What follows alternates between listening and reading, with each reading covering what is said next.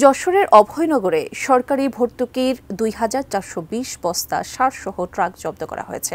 উপজেলা কৃষি কর্মকর্তা লাভলি খাতুন জানান, সুনির্দিষ্ট অভিযোগ পেয়ে সোমবার নওয়াপাড়া রাজঘাট এলাকা থেকে ৪টি ট্রাক ভর্তি ২,৪২০ বস্তা চায়না ডিএপি সার জব্দ করা হয়। তিনি আরও জানান, দীর্ঘদিন থেকে একটি চক্র ডিলারদের কাছ থেকে বরাদ্দপত্র কিনে ৯৫০ টাকার ভর্তুকি সার কৃষকদের কাছে ১,৪০০ টাকা পর্যন্ত বিক্রি করে আসছিল।